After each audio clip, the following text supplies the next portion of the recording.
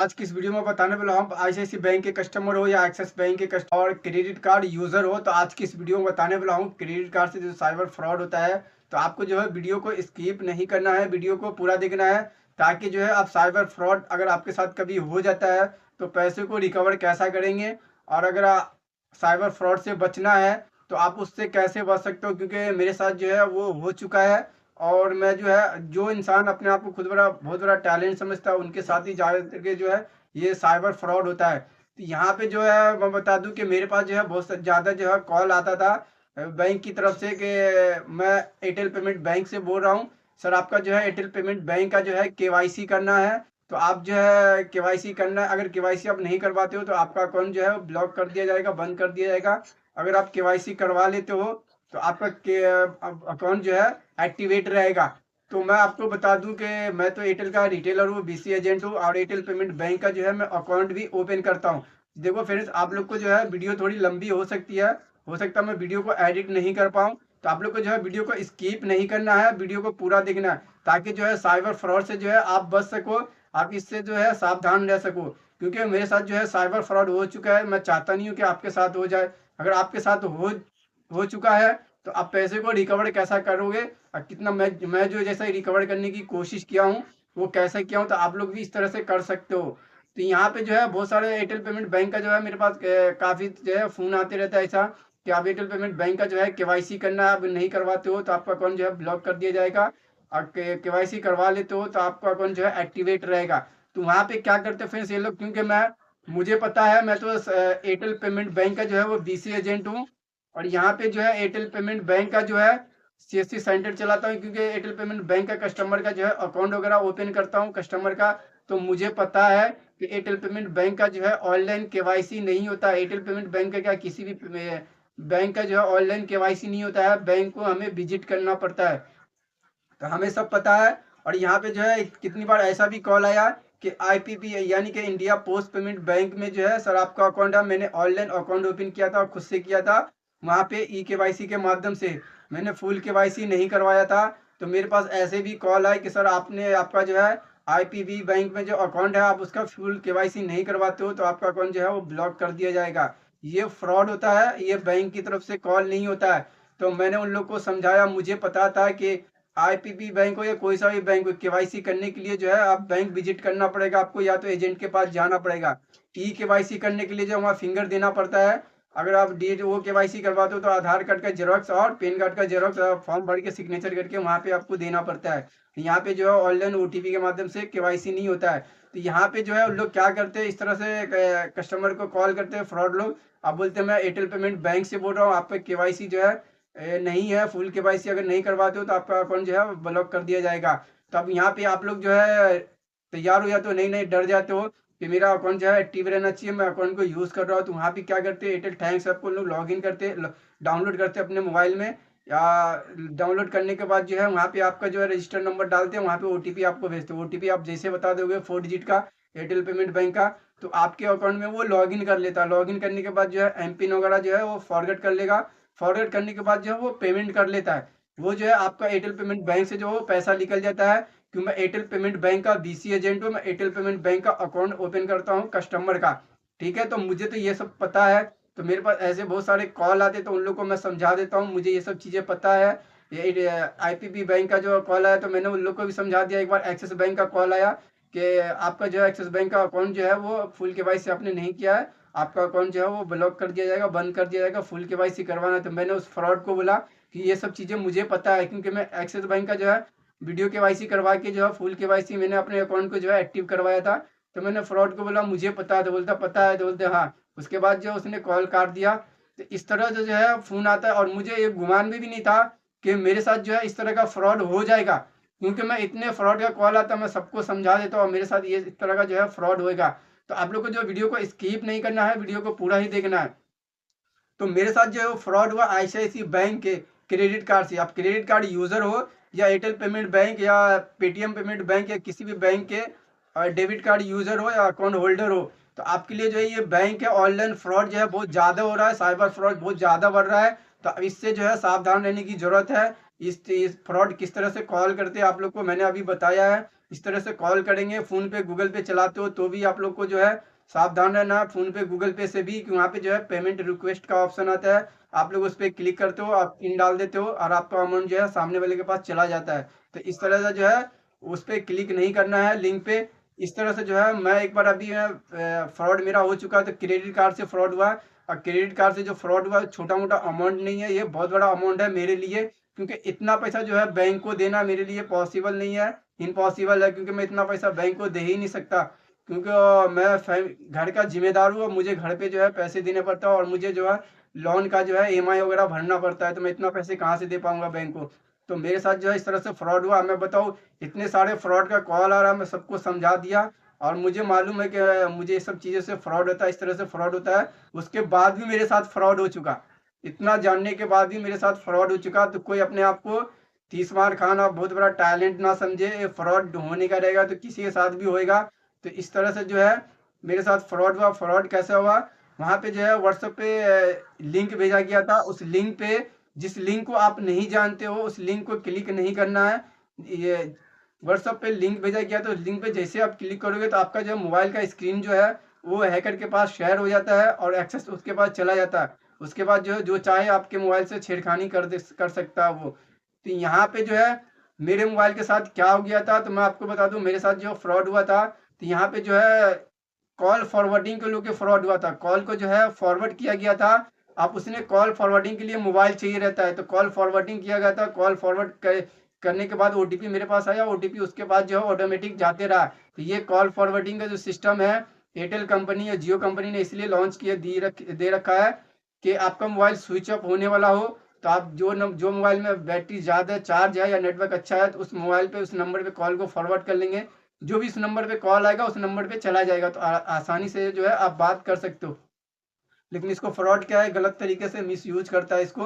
तो इसी तरह से जो है कॉल फॉरवर्डिंग किया गया था। तो कॉल फॉरवर्डिंग के थ्रू जो है ओटीपी लिया गया था और मुझे पता ही नहीं चला। बहुत सारा रिक्वेस्ट आया पेमेंट का, लेकिन डिक्लाइन कर दिया बैंक ने। उसके बाद जो है 2 पेमेंट आईसीआईसी बैंक से हो गया और एक्सिस बैंक से भी 2 पेमेंट हो गया, यानी कि 4 पेमेंट हो गया। बाकी सारा पेमेंट जो है डिक्लाइन हुआ और मुझे पता ही नहीं कि मेरा पेमेंट जो है वो हो गया सक्सेसफुल। जब मुझे पता चला तो मैंने क्या किया, सबसे पहले आईसीआईसी बैंक एक्सिस बैंक को कॉल किया। आईसीआईसी बैंक का बड़ा अमाउंट था, तो मैंने आईसीआईसी बैंक को कॉल किया। अब कॉल करने के बाद मैंने कंप्लेन दिया, वहाँ पे बोला कि मेरे आज के डेट में जो है, क्योंकि मेरा जो है आई मोबाइल ऐप जो है वो, जैसे मैंने उसमें लॉगिन करने की कोशिश किया तो वहाँ पे जो है वो ब्लॉक बता रहा था। आई मोबाइल ऐप जो है वो लॉगिन नहीं हो रहा था, वहाँ पे कार्ड ब्लॉक बता रहा था। तो आई मोबाइल ऐप में भी लॉगिन नहीं कर पा रहा था, क्योंकि मेरे मोबाइल को जो हैक कर लिया था उसने, तो वहाँ पे भी नहीं हो रहा था। एक्सेस मोबाइल में ऐप में जो लॉगिन करके देखा मेरा अमाउंट कटा है, तो वहाँ पे नहीं कटा बता रहा था।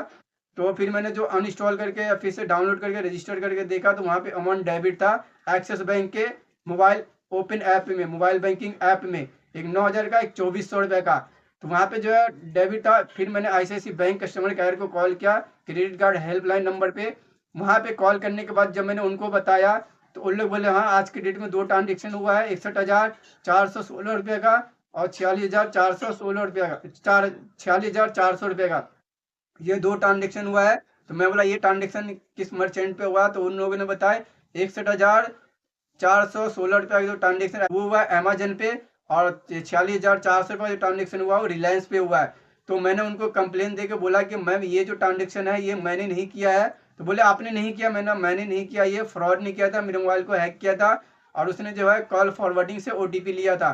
तो बोला अच्छा ठीक है आपका कार्ड ब्लॉक करना पड़ेगा। बोला कार्ड ब्लॉक कर दे, ये पैसे को रिकवर करे, बैंक की जिम्मेदारी है, मैंने नहीं किया।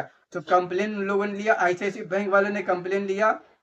लेने के बाद जो है उसके बाद कंप्लेन उनका हो गया। फिर मैंने एक्सिस बैंक को भी दिया कंप्लेन। तो एक्सिस बैंक का तो मैंने वीडियो बना चुका हूँ, आप लोग देखे होंगे, नहीं देखेंगे तो उस वीडियो का लिंक जो है इस वीडियो के डिस्क्रिप्शन में दे दूंगा। तो आईसीआईसी बैंक को जो मैंने कंप्लेन दिया, कंप्लेन देने के बाद जो है 14 तारीख को दिया फिर 17 तारीख को मेरे को आईसीआईसी बैंक वाला बोलने लगा कि आप जो है साइबर क्राइम पे भी, साइबर सेल को भी कंप्लेन दे, पुलिस कंप्लेन। तो मैंने जो है फिर आईसीआईसी बैंक को कंप्लेन देने के बाद जो है 19:30 पे कॉल किया। कॉल करने के बाद जो है मैंने साइबर सेल को कंप्लेन दिया उसी टाइम। बैंक को देने के बाद फिर साइबर सेल को दिया। साइबर सेल को दिया जिसे मैंने कंप्लेन, तो साइबर सेल वाले पूछे कि कैसा फ्रॉड हुआ। तो मैं बोला सर इस तरह से फ्रॉड हुआ, तो कितना अमाउंट था।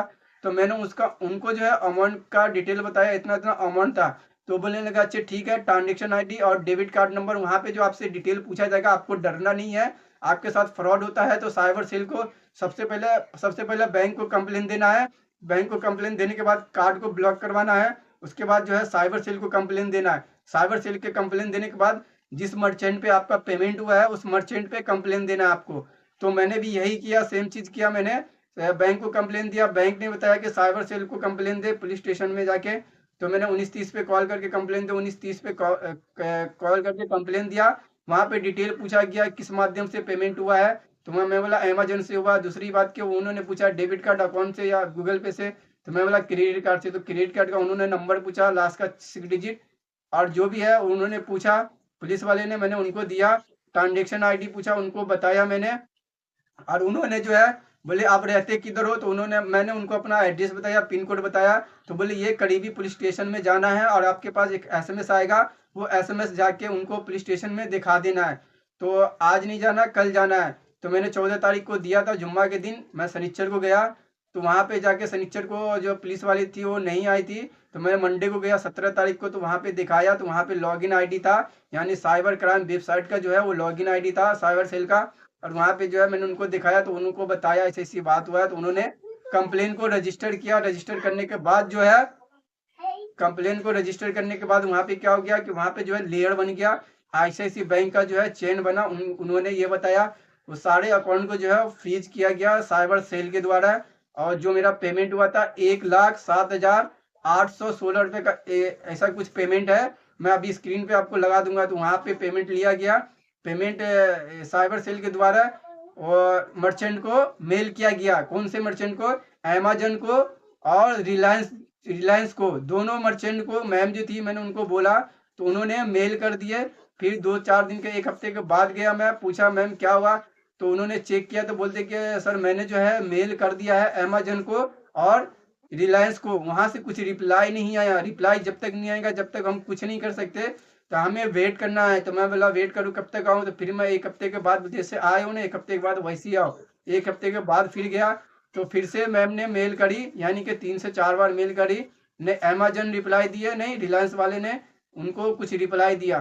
तो वहाँ पे जो है अंडर प्रोसेस में कंप्लेन बता रहा था, लेकिन सामने अकाउंट जो है, जिन फ्रॉड के अकाउंट में पैसा गया था उनका अकाउंट जो है वो फ्रीज कर दिया गया था। और वहाँ पे जो है वो किसी अकाउंट में फ्रॉड ने ट्रांसफर नहीं किया था क्रेडिट कार्ड का पैसा। उसने क्या किया था, EMI पे कोई प्रोडक्ट पे जो है पैसा इन्वेस्ट किया था, यानी कि कोई प्रोडक्ट उसने अमेजन से खरीदा था और रिलायंस से वो EMI पे लिया था, तो उसमें जो है पैसे को जो है इन्वेस्ट किया था उसने। यहाँ पे जो है उसका अकाउंट को फ्रीज किया गया। फिर मैंने आईसीआईसी बैंक को कंप्लेन दिया, फिर बोला उसको 18 तारीख को, 17 तारीख को मैं रोज फोन करता था, 3 बार 5 बार, क्योंकि मुझे टेंशन हो गया, इतना बड़ा अमाउंट था। तो मैंने उनको कॉल किया आईसीआईसी बैंक वाले को, तो उन्होंने बताया कि आपने ये ट्रांजेक्शन नहीं किया। मतलब मैंने नहीं किया है। मैं एक ही जबान बोलता रहेगा ये ट्रांजेक्शन मैंने नहीं किया, वाकई मैंने नहीं किया था। और बोले ओटीपी वगैरह मैंने शेयर नहीं किया है, क्योंकि आरबीआई के जो गाइडलाइंस है, अगर ओटीपी आप शेयर कर देते हो तो वो बैंक की जिम्मेदारी नहीं होती है, आपकी जिम्मेदारी, आपका पैसा गया। फिर आपको बैंक को कॉल कर देना है, आपको पता हो गया ट्रांजेक्शन हो गया, तो बैंक को कॉल करके कार्ड को ब्लॉक करवाना है। कार्ड ब्लॉक नहीं करती है बैंक, उसके बाद भी यह ट्रांजेक्शन होता है, तो उस पैसे का जिम्मेदार जो है वो बैंक है। तो अब जो पैसे का आपने ओटीपी बता के अब पैसा आपका जो अमाउंट गया है उसका जिम्मेदार बैंक नहीं है, उसका जिम्मेदार आप हो। तो यहाँ पे जो है मैंने ओटीपी बताया नहीं है, कॉल को फॉरवर्ड करके लिया गया था, मैंने बैंक को बताया। अब मैं बार बार कॉल करता हूँ, जितनी बार भी कॉल करता हूँ बैंक को यही बोलता हूँ कि मैंने ओटीपी नहीं बताया है, कॉल फॉरवर्डिंग से ओटीपी लिया है। और कॉल उसने फॉरवर्ड कैसा किया है वो मुझे नहीं पता।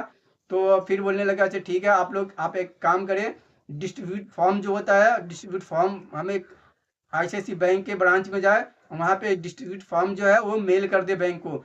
तो मैं बोला सर ये डिस्ट्रीब्यूट फॉर्म मुझे पता ही नहीं, क्योंकि ऐसा जो है मेरे साथ कभी हुआ ही नहीं, तो मुझे कैसा पता रहेगा। तो वो बताए पुलिस चौकी में जाके साइबर सेल को कंप्लेन दिया। मैं बोला हाँ।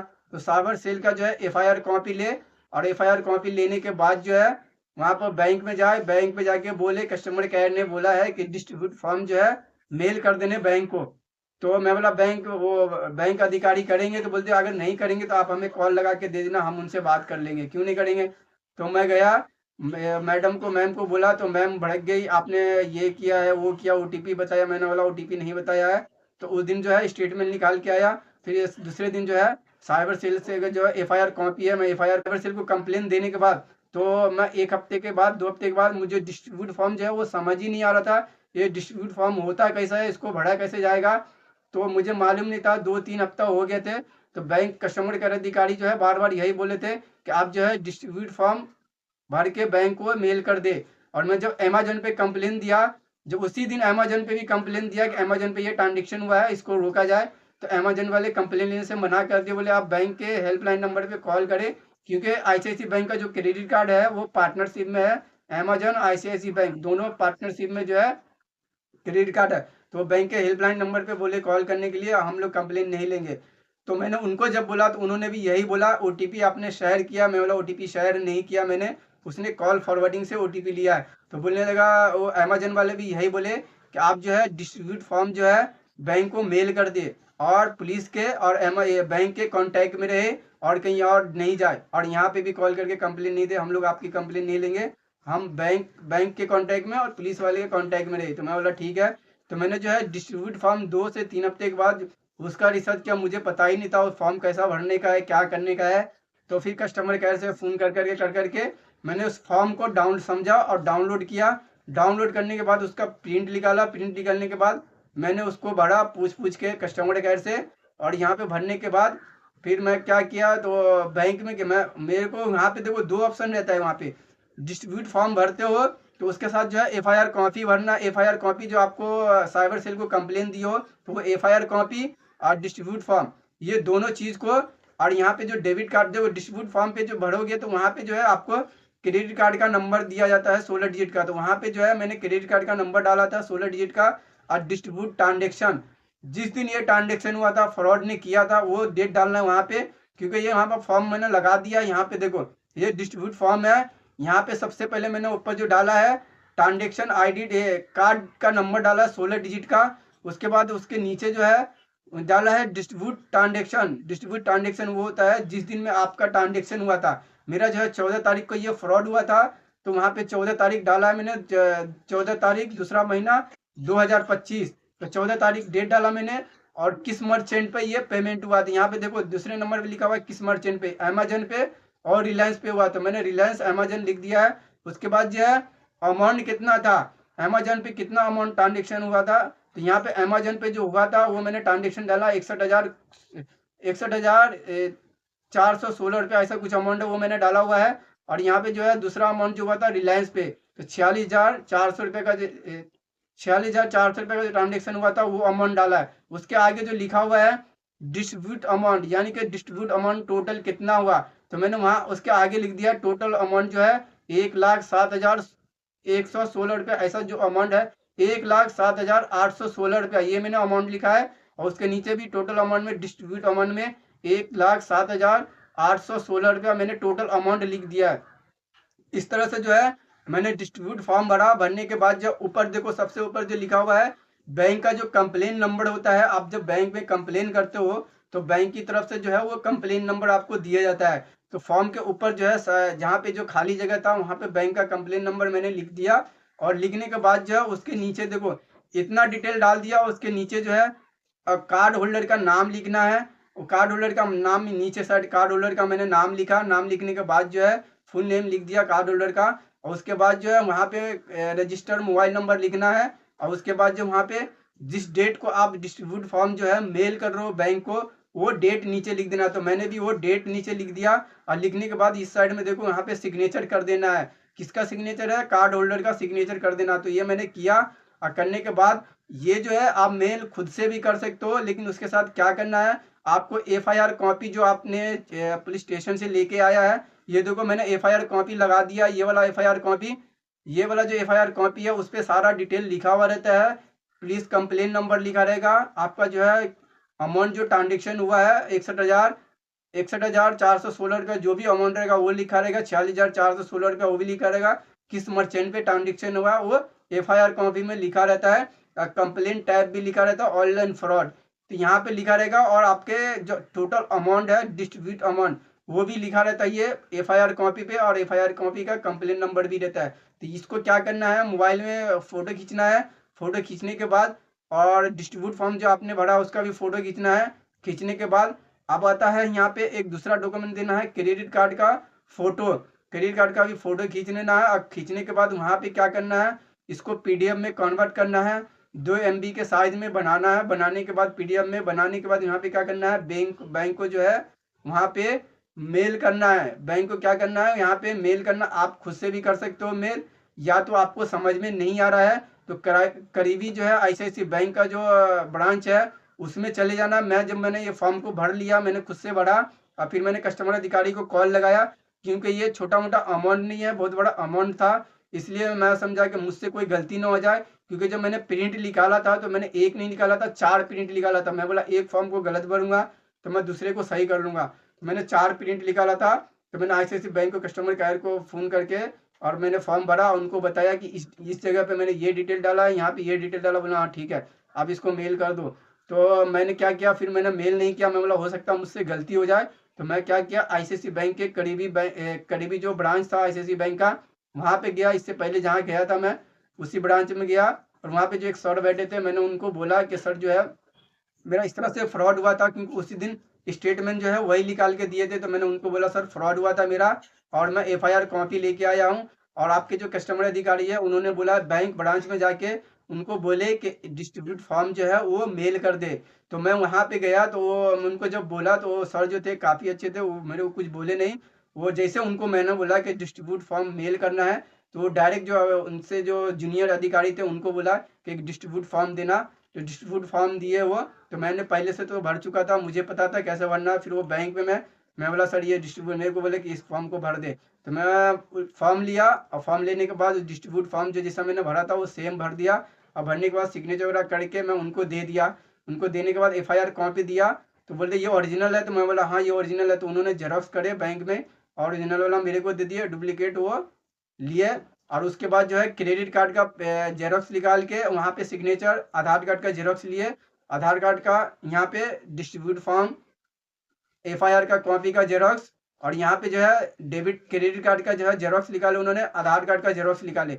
यहाँ पे जो है डिस्ट्रीब्यूट फॉर्म पे मैंने सिग्नेचर किया, और आधार कार्ड का जो जेरॉक्स लिए थे उस पर सिग्नेचर किया। 2 चीज़ पे सिग्नेचर किया, और बाकी जो है उन्होंने मेल कर दिए। मेल करने के बाद जो है डिस्ट्रीब्यूट फॉर्म मेल करने के बाद फिर मैंने क्या किया, मेरा जो है डिस्ट्रीब्यूट फॉर्म जो डॉक्यूमेंट बैंक को देना था, जितना देना था डॉक्यूमेंट, वो मैंने मेरी तरफ से पूरा क्लियर कर दिया। फिर बैंक को मैंने कॉल किया हेल्पलाइन नंबर पे कि मैं बोला सर दे के चेक कर ले कि जो मैंने डिस्ट्रीब्यूट फॉर्म अभी जो है मेल किया है, क्या वो आपके पास अपडेट हो गया है। कस्टमर केयर को कॉल करके पूछा मैंने, तो कस्टमर केयर बोलने लगा कि हाँ यहाँ पे अपडेट हो गया है।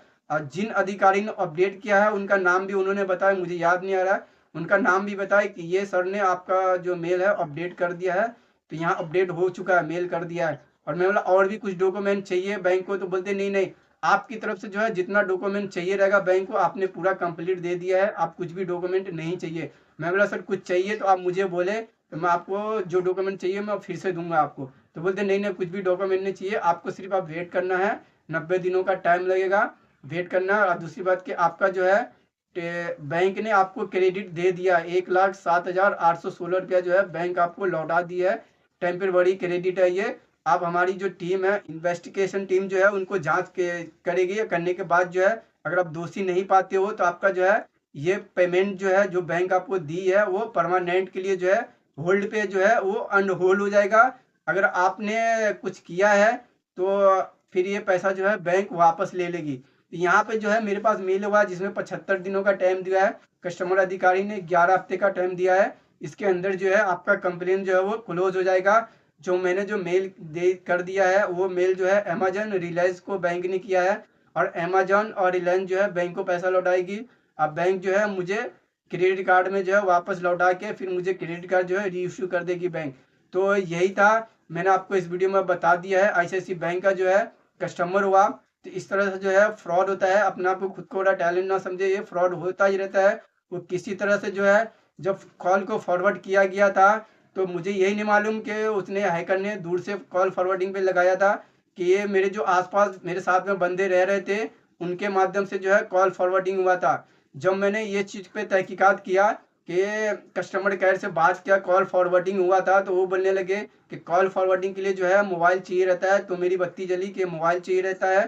तो मैंने क्या किया, जब मुझे शक हुआ कि मेरे साथ जो बंदा रह रहा इन लोगों ने तो कॉल फॉरवर्डिंग पे नहीं लगाया था, तो मैंने एक ऐप था, वो ऐप का नाम याद नहीं, ऐप को इंस्टॉल किया और उसको एक्टिवेट करके और मोबाइल को चार्ज पे लगा के रख दिया। जैसे चार्ज पे लगा के मैंने रखा मोबाइल को, तो वहाँ पे जो है मैंने फिंगर लॉक लगाया था, और फिंगर लॉक को जो है तोड़ दिया, हटा दिया। फिंगर लॉक को जो है डिलीट कर दिया मैंने, और जो पासवर्ड मैंने रखा था मोबाइल की स्क्रीन का, वो पासवर्ड पुराना ही रहने दिया। और बाकी जो ऐप पे थे, गूगल पे, फोन पे उस पर जो है नया पासवर्ड मैंने लगा दिया। लगाने के बाद मोबाइल को चार्ज पे जैसे लगाया, चार्ज पे लगाने के बाद रमजान का महीना था, तो 3:29 पे जो है मेरे मोबाइल को अनलॉक किया गया था। और उस मोबाइल को उस रूम में नहीं जिसमें रह रहा था मैं, वहाँ मेरे साथ जो है 3 लोग रह रहे थे यार, तो उस रूम में अनलॉक नहीं किया गया था। वो किसी दूसरे रूम में जो है अनलॉक किया गया था। उस रूम का जो है मोबाइल फोटो लेके आया था, क्योंकि जो उसमें जो एक मैंने ऐप को अनइंस्टॉल किया था और उसको जब एक्टिवेट करके रख दिया था, मेरे मोबाइल को कोई भी अनलॉक करेगा।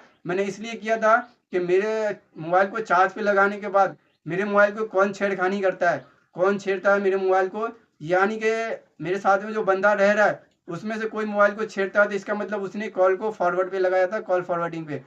तो मैंने जब इस चीज़ को अप्लाई करके छोड़ दिया चार्ज पे लगाने के बाद, 4-5 बजे के बाद जो मोबाइल में मेरा मोबाइल जो है फुल चार्ज हो गया। अब मैंने जो एक्टिवेट करके छोड़ा था, तो मैं बोला कि आप देखता हूँ जो मैंने जो ऐप को जो एक्टिवेट करके रखा था वो वर्क किया कि नहीं किया। तो जैसे मैंने उसको चेक किया और ऐप को लॉगिन करके देखा, तो वहाँ पे जो है 2 फोटो वो ऐप ने जो है खींच के रखा हुआ था। 2 फोटो, एक जो था दोनों फोटो मेरे जिस रूम में रह रहा था उस रूम के बाहर का था, दोनों फोटो। तो यहाँ पे जो है एक जो मैंने जो फोटो को देखा, तो मैंने उस फोटो को जो है मैच किया जिस रूम में रह रहा था उस रूम से, वो फोटो को बराबर पहले मैच किया। उस रूम में जो है वो फोटो जो है उस रूम से मैच नहीं हुआ। फिर दूसरा वाले फोटो को भी मैच किया, क्योंकि वो अंधेरे में मोबाइल ने फोटो खींचा था। वो जो मोबाइल मेरा लेके गया था, वो उसका जो मोबाइल ने अंधेरे में फोटो किया था, उसका चेहरा जो है बराबर दिख नहीं रहा था, जिसके वजह से जो है मैं उसको पहचान नहीं पाया। लेकिन जो है एक रूम में 4 बंदा रह रहा है और चाबी 3 है, तीनों चाबी अंदर है, तो मोबाइल बाहर कैसे जाएगा। तो ये जो है मैंने बत्ती जली, जब मैंने देखा तो मैं बोला ये मेरा मोबाइल कोई बाहर लेके जा रहा है। इसका मतलब कोई रूम का बंदा है जो कॉल फॉरवर्डिंग पे लगाया था। कॉल फॉरवर्डिंग पे लगाने के बाद जो ये ट्रांजेक्शन मेरे से करवाया है उसने, और मुझे पता भी नहीं चला। तो कॉल फॉरवर्डिंग का मतलब ये होता है मोबाइल जब तक नहीं दोगे कॉल फॉरवर्ड नहीं कर सकता कोई भी।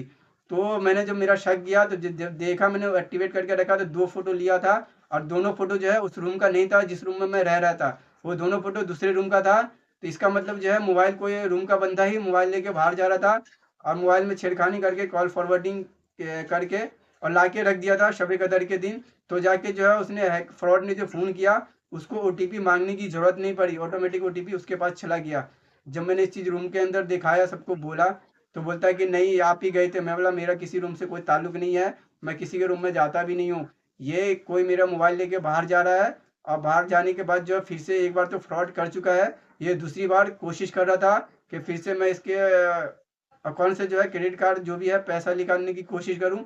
लेकिन इस पे जो है मैंने मोबाइल के ऊपर जो है सिक्योरिटी को टाइट कर दिया था, पासवर्ड लगा दिया था हर चीज़ पे, जिसकी वजह से जो है वो पासवर्ड एक बार तो पासवर्ड खोल लिया था स्क्रीन लॉक, दूसरी बार जो स्क्रीन लॉक अनलॉक नहीं कर पाया था, जिसकी वजह से जो है वहाँ पे वो ऐप ने बता दिया था कितने तारीख को कितने बजे कितने सेकंड पे उसने किया था। वो दोनों चीज़ वहाँ पे डेट शो कर रहा है। आप लोग कमेंट करोगे कौन सा ऐप है, तो मैं उसके आपको बता दूंगा। वो ऐप जो है बिल्कुल फ्री है, स्क्रीन लॉक ऐप है। स्क्रीन का कोई भी मेरे मोबाइल का कोई भी स्क्रीन लॉक खोलता है, उसका जो है ऐप जो है वो फोटो खींच लेगा, उसको पता भी नहीं चलेगा। तो जब मैंने ये चीज़ को अप्लाई किया था तो मुझे पता चला, तो फिर मैंने मोबाइल को जो है सावधान से रखना शुरू कर दिया, और वहाँ से जो है मैंने रूम को खाली करके दूसरी जगह चला गया। नहीं तो मैं सोचा कि अगर मैं यहाँ पे रहता हूँ तो हो सकता है मेरा मोबाइल फिर हो सकता है मेरा मोबाइल एक एक बार तो समझ में आ गया, हो सकता है ये दूसरी बार मोबाइल को बाहर लेके जाए तो वापस ही लेके नहीं आए। तो यहाँ पे जो है मैं भी बोला जाने दो, मेरे को झगड़ा नहीं करना है। मैंने बैंक को पुलिस को कंप्लेन दे दिया है, ये बैंक का काम है, ये पुलिस का काम है, हमको किसी से फसाद नहीं करना है। वहाँ से मैंने जगह खाली कर दिया, दूसरी जगह जाके रह रहा था, और वहाँ पे जो है टेंशन नहीं है। तो इस तरह से जो है फ्रॉड हो सकता है, आपके कि जो साथ में रहता है वो भी कर सकता है आपके साथ फ्रॉड, क्योंकि कॉल फॉरवर्डिंग करके कोई ऐप को आपके मोबाइल के अंदर इंस्टॉल करवा देगा, जिसकी वजह से आपका डिटेल जो है वो फ्रॉड के पास चला जाता है। तो कोई भी फ्रॉड जो है दूर बैठ के आपके मोबाइल को हैक नहीं कर सकता, जब तक आपके घर के बंदे उससे मिला नहीं हो, या आपका दोस्त या आपके साथ में रहने वाला जब तक वो फ्रॉड से मिला हुआ नहीं रहेगा, जब तक आपका मोबाइल हैक नहीं होगा, फ्रॉड नहीं होगा, आपके अकाउंट के साथ पैसा खाली नहीं होगा। हाँ, अगर बंदा उसने फ्रॉड ने कॉल किया, आप ओटीपी उसके साथ शेयर कर देते हो, तो फिर उसने दूर रह के आपको फ्रॉड किया है। अगर वो आप ओटीपी शेयर नहीं करते हो, कॉल फॉरवर्डिंग भी लगाता है, तो इसका मतलब यही है कोई ऐप को इंस्टॉल करवाया है, तो यानी कि घर का कोई बंदा है जिन्होंने ऐप को इंस्टॉल किया है, या कोई आपका दोस्त है जिसने किया है। तो इस तरह से जो है फ्रॉड होता है। तो मैंने आपको इस वीडियो में बता दिया है। वीडियो काफ़ी लंबी हो गई है। चैनल पे नहीं तो चैनल को सब्सक्राइब कर ले, वीडियो पसंद है तो लाइक करें, अपने दोस्तों में शेयर कर दें।